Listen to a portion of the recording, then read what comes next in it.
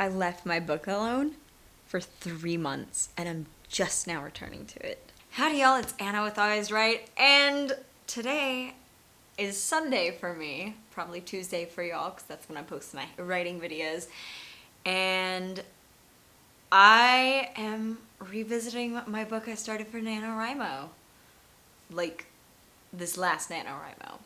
So, context, history, lessons. I started my book, it's a just general fiction book. I started it during Nano. I kind of had a general outline, so I kind of knew where it was going. And for the first half of Nano, I was able to keep up with it.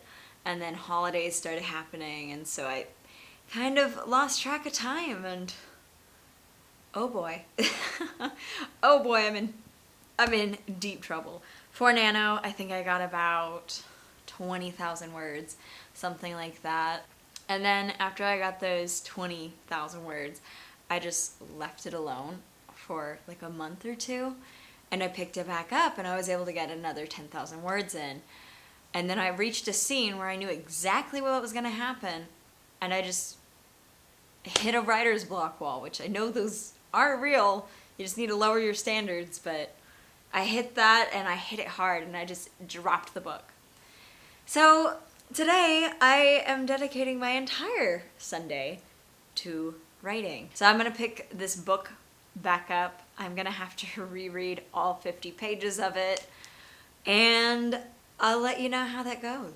For my book, I was seriously looking at doing the ye olde way of kind of keeping track of my characters and the plot and the rough draft so far by a simple notebook and some like post-it sticky notes, you know, like the sign here, but they don't say sign here. I was gonna do that, like I got them out of my desk, I got a notebook that hasn't been written in yet, and I was like, okay, now's the time. Now I'm gonna sit here and I'm going to get this hammered out so that tonight, you know, while I'm sipping my wine, I can just kind of relax and get right into the story, feel comfortable with it. And I realized that I purchased Scrivener at the end of November last year, and I just hadn't made the move over up until today. So that is what I've been doing off camera. Is I transferred my Word document that has my like 30,000 words over to Scrivener. And I've been rereading my book. I've gotten through 6 chapters now. I'm making notes. I'm doing synopsis for every chapter so that I can very easily click through them because my chapters aren't titled. They're like chapter 1 and chapter 2. And then I'm creating a whole new character profile list so that I can remember all of my characters, because at the core of my book I have about 5 characters. I will say I did create my own version of like a character list sheet and I printed that out. However, it's very difficult to like just be like, wait, what tattoo did this character have? Flip through my like binder of characters. Also, while rereading this to create the character list and get a sense of my world again, I'm kind of realizing that I need to work on my book. When I first started working on this book, I really had my heart set on not having to do a lot of work on it. That was a lie to myself. I'm gonna have to do a second draft of this book, or probably just like a reread and edit as I go along and then reread it. This is gonna be fun. So my goal for not this month, but definitely for like this year, is to get my first draft done and at least one edit cycle through it, because it has a lot going on with it. I'm gonna get back on it, and I'll be back when I have all of my stuff together, all my life together, and I'm finally writing some more. Wish me luck. By the way, when I've been reading through it, there's some sections that I just didn't like the wording for, so I'd either highlight it and be like, revisit this. But there were a few sections where I actively went in and I was like, I'm going to change this detail. And I reread it and I was like, yeah, that makes better sense. But try not to do that, or else that's all I'm gonna get done today and tomorrow is just editing this book. I'm almost through going through my chapters, giving them synopsis, and writing notes like when characters enter, what flags, like what foreshadowing I'm putting in there I see and I need to follow up on. And there's a reference to the Spider-Man pizza time meme, and I'm just like, why? Why do I do this? I am back. It is much later. I have a lot less natural light because the sun is down. She's sleepy. I have showered, so my hair actually looks a little happy for like 20 minutes, and it'll start being cranky. Don't worry, it'll go to bed soon. And I've changed clothes. Today, I have spent about 6 hours just rereading my book, kind of writing synopsises in Scrivener for my chapters, so I can at a glance kind of look and be like, okay, I remember this happens here, this character is introduced here, cool. And I made a few slight edits. I changed some minor details. I tried to make it a little more lively. I tried to lighten it. I also, one huge change I did that I had been like really struggling with when I was in the midst of writing it, was I changed the age of my love interest. I've been struggling to kind of nail down ages for my characters. I kind of have a general knowledge, and I'm like, oh, late 20s. Oh, he's in his early 30s. Well, I have it in writing that my main character is 28. So this is adult fiction. It's just like literary fiction, but I finally have that my main character is 28. I've been going back and forth. I'm like, should she be 24? No, that doesn't make sense because she was married for 3 years and now she's a widow looking to get married again. That doesn't really make sense, for a 24, 25-year-old. I finally have that her brother is 33, and that took a little finagling. That was kind of me looking at it and going, oh, is that the right number? I have nailed down the age of the love interest, and that was one of the things that I was having the most trouble with when I was writing it. I remember, because I was just like, man, I don't know how to do it, because I have the main love interest written out basically as being previously married to his high school sweetheart, and they had a kid together, and then they got divorced, she moved away, and he's been single for a few years. I was trying to figure out an age where it would make sense that he would kind of be looking at a more serious relationship, but still an age where kind of his immaturity, his jokes, his personality, his behavior makes sense. So I was able to nail down 27, and this is the first book ever that I've conceptualized, that I've written, anything where the love interest is younger than the main character. And I know that sounds silly because it's a year. It's weird because I've always written for, romances where there's like 6 years apart, but the male's older. So with the female being older and going through kind of similar history, but a little more dramatic, she's widowed, or she's a widow and not just the divorcee. It's got some, So I have it in writing that I'm going to make this super scary character, super intimidating character. I think, and I hope that this comes through at the end of the book, but I'm thinking of making him gay. And it's not like, oh, I need a diverse hire or anything like that. It's just, it would explain some reasons because he's single. He's always been single, and, and his characteristics aren't like the stereotypical, like, gay guy, in a rom-com or a fiction. He's the very stoic, very kind of like a ranch foreman. If you can imagine what that is, that's what he's like. I'm going to try to make it happen. It's on his character sheet. I hope it happens and it works. If it doesn't, don't tell anyone. I tried really hard. Sadly, he wouldn't have a love interest in this story. He has a good ending though. I do give him a very good, peaceful ending for his story. Yeah, it's really nice having all these characters just easily at my fingertips. When I first started doing this, I was getting really irritated. I was like, man, I have to do a lot of scrolling. I gotta do a lot of button pressing. Cause I'm working on like a little laptop. And I'm just like, dang, that's a lot of work. No, I need to write down this one's age. I have it in the book.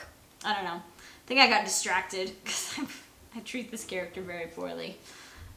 She's named after an old high school friend that did not end up aging well, in the sense that she kind of got like weird and mean to me. So I was like, okay, bye. I'm gonna write about you. I have gone through and edited, like I said, and I have netted. So that means like I've taken away words, I've added words, and I have created 162 more words for my book. And I realized that I can probably slim down about 50 of the words into about 20 when I'm going back through and editing it. I'll deal with that when I get there. Right now I'm just trying to get words on the page, but I was really hoping this would just be like a 95,000 page book. Simple, easy math. I was really hoping this book would just be like 95,000 words. I was originally aiming for about 80 or 85,000.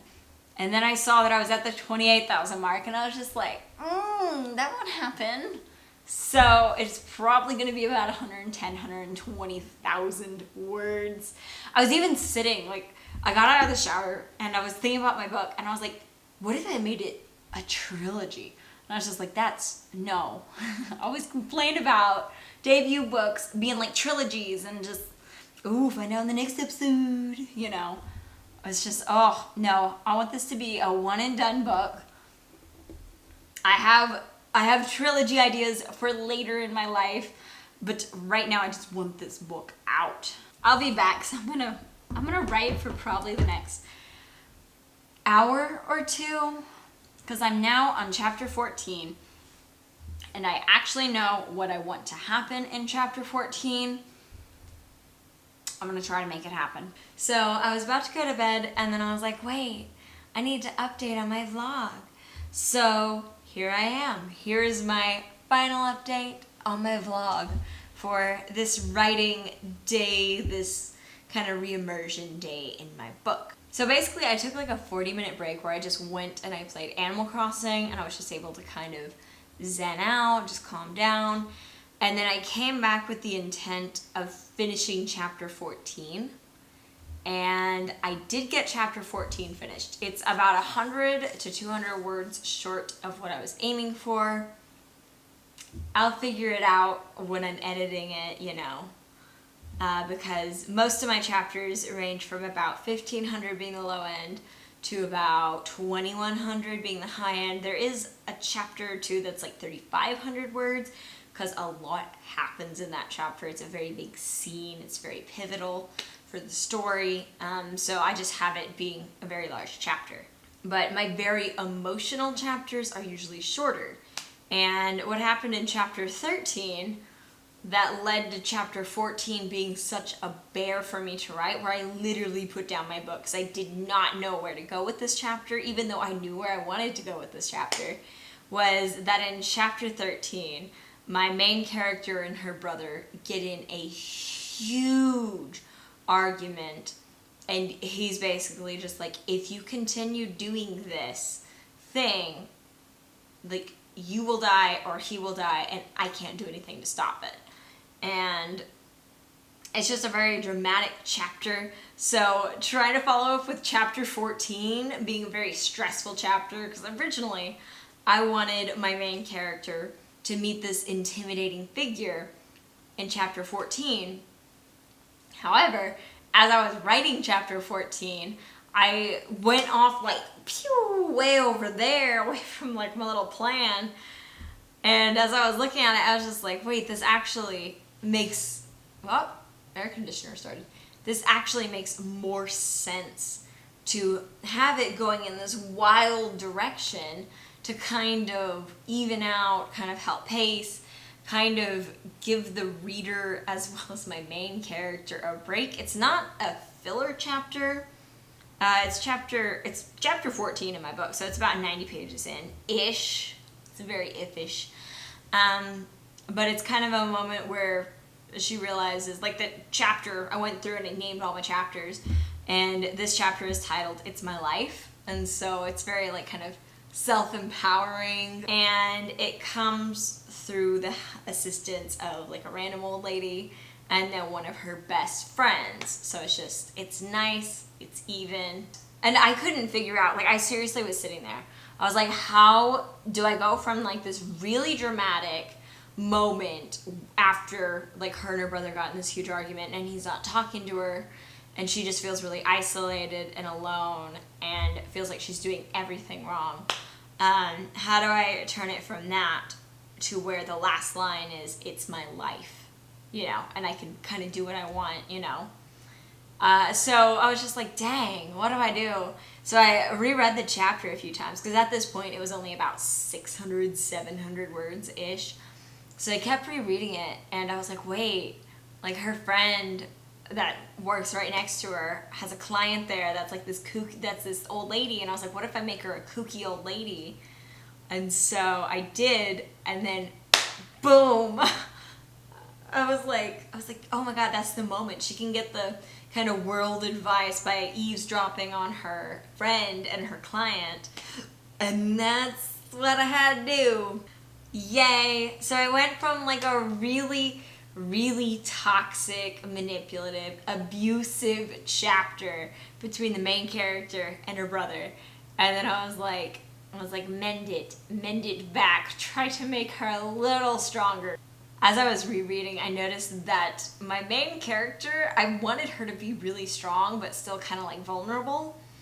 I realized that I really overplayed the vulnerable, and I wasn't quite playing up the confident. There were points where I did want her to not be confident, but it was getting to a point where I was like, oh, all of the relationships in her life right now are abusive. And I was like, okay, we need like a self-love moment. At the end of the day, after editing and all that, it says that I have 610 words added, but the thing is I removed, I think it was about 150, 160 words from the end of my chapter 14 that I had written before that I deleted because they didn't match the tone. And I even had them at the very bottom of my document because I was like, I don't like these words. I don't want to use them, but I'm going to leave them in there for word count. So I deleted those. So it says that I netted 778 when I really, with this chapter alone, I did about 760 words. So I did delete about 170 words for it to get to that 778 number. But this is interesting. I'm really, really enjoying Scrivener. If you are kind of on the fence about Scrivener, I would suggest you watch, I think Alexa Dunn does it best, where she showcases Scrivener for Windows. It's an older video. I think it's like 2017 to 2018. Mine's on Mac, so I can't really do what she does, which really upsets me. Yeah, I can tell you that on the Mac, it's pretty intuitive. If you have just the laptop and you're wanting to work on this, I would suggest getting like a mouse or something to go alongside your computer. Because especially when I first imported this document in, I was really afraid. I was like, man, I'm gonna mess up my trackpad. Like, it's gonna get wrecked, you know. But it survived. I mean, I only had 13, 14 chapters, so it's not like major damage. But just a note, if you're looking to get Scrivener and import an established document with it, but definitely before you do buy Scrivener, go watch videos on YouTube of people using it, showing you how to use it. Like I said, Alexa Dunn. I'll have a link in the description so you can see it. This has been a very weird day. I'm glad I got this chapter done. Oh, I also got the outline for the next chapter done. So what I'm basically doing is I'm just moving back my original chapter 14 and putting it as chapter 15. I think I'm done introducing characters in my book. Yeah, I'm done introducing characters in my book. So the characters that I have character sheets for, I need to go through. Maybe not tomorrow, because tomorrow I think I'm going to get chapter 15. But maybe after I do chapter 15, I'm going to go through my character list and actually fill in a lot more of the information, because like I don't have any of the sections really filled out besides their name and their age and then like their physical description, and that's it. I don't have, there's slots for role in the story, the goal, the personality, occupation, habits, mannerisms, background, internal conflicts, external conflicts, as well as notes. So these are really interesting, and especially for my kind of 4 main characters, they're going to need to be filled out. And then basically for the next 3 characters that I have that are kind of side characters, I need to fill those out more. But thank you all so much for watching. Let me know in the comments if you have recently started using Scrivener, if you're on the edge about Scrivener, or any other comments such as like, how's your writing process going? Because my God, it's hard getting back into the writing process, especially in like the middle of the book. So thank you all so much for watching, and as always, keep writing. I'll see you all in the next video. Bye. Yeah, I don't know. There's just moths that are, I had to turn my outside light on because I'm sitting in my breakfast nook, so I got like a big window over here, and I have my light on so I can see my face and not spill my wine. I can see my little brownie I'm eating, you know, little cosmic little Debbie's. Oh yeah, it's 10 p.m. and I'm eating brownies. God, I do not have a good lifestyle. Anyway, they were just like these little tink, tink, tink. Before all the tink, tink, tink, tink that I thought was a branch, I heard like these kind of deeper sounds. And my back fence backs into some parking for these apartments. And I'm used to like the sound. I've lived in this house for about 6-8 months now. So I'm pretty used to like random sounds that I'm like, why? Why are you getting in your car? Why are you revving your engine? It is 11 p.m. Go to sleep. Your mom is not proud of you. Kind of stuff. But I was just sitting here and I was like reading through my last chapter. I just heard these thud thud sounds, and I get my phone, I turn my little flashlight on, and I go over to my window with that. There's no lights on outside in my backyard except for my garden lights that are like solar powered and die after about 2 hours. I'm kind of looking outside. I have all these pots. I have like a grill out there. I have chairs. I got all this stuff out there. And I just like suddenly see movement. And my brain goes, ah! And oh my God. Someone was in their car and they were pulling out of their parking spot.